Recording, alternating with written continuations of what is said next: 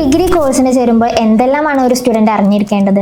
ഒരു ഡിഗ്രി പ്രോഗ്രാമിന് നമ്മൾ രജിസ്റ്റർ ചെയ്യുമ്പോൾ ആദ്യം ശ്രദ്ധിക്കേണ്ടുന്ന കാര്യം ആ പ്രോഗ്രാമിന് നമുക്ക് എത്രത്തോളം ഇൻട്രസ്റ്റ് ഉണ്ട് എന്നുള്ളതാണ്. പാരൻസിൻ്റെയോ നമ്മളെ ഫ്രണ്ട്സിൻ്റെയോ ഇൻട്രസ്റ്റ് അല്ല പരിഗണിക്കേണ്ടത്. രണ്ടാമതായിട്ട് പരിഗണിക്കേണ്ടത് ഈ കോഴ്സ് മാർക്കറ്റിൽ ഇറങ്ങിക്കഴിഞ്ഞാൽ ഒരു 10 years കഴിഞ്ഞാൽ എന്തായിരിക്കും ഇതിൻ്റെ സ്കോപ്പ് എന്നുള്ളതാണ്. മൂന്നാമതായിട്ട് ആ കോഴ്സ് പഠിച്ച് പോകുന്ന ഇടയിൽ ഒരു പക്ഷേ നമുക്ക് ടീച്ചിങ്ങിന് പോകാനായിരിക്കും താല്പര്യം. അപ്പോൾ ഇപ്പോൾ BTech അതല്ലെങ്കിൽ മറ്റു ടെക്നിക്കൽ കോഴ്സുകൾ BCom BBA ആണെന്നുണ്ടെങ്കിൽ നമുക്ക് B.Ed പോലുള്ള ടീച്ചിങ് ഹൈസ്കൂളിലൊക്കെ ടീച്ചർ ആവണമെന്നുണ്ടെങ്കിൽ അത് സാധ്യമല്ല. ഇനി പിന്നെ പരിഗണിക്കുന്ന ഒരു കാര്യം, ഈ പ്രോഗ്രാമുകൾക്കൊക്കെ ജോയിൻ ചെയ്യുമ്പോൾ രജിസ്റ്റർ ചെയ്യുമ്പോൾ ചെയ്യുന്ന സമയത്ത് ഇതിന് പ്രോപ്പർ റെക്കഗ്നൈസേഷൻ ഉണ്ടാവുന്നതാണ്. എന്ന് വെച്ചാൽ യൂണിവേഴ്സിറ്റികൾക്ക് അംഗീകാരം ഉണ്ടാവും. യൂണിവേഴ്സിറ്റികൾക്ക് പുറമെ വരുന്ന ചില അംഗീകാരങ്ങളുണ്ട്. ഇപ്പോൾ നഴ്സിംഗിനാണ് ഏറ്റവും കൂടുതൽ ആളുകൾ വഞ്ചിക്കപ്പെടുന്നത്.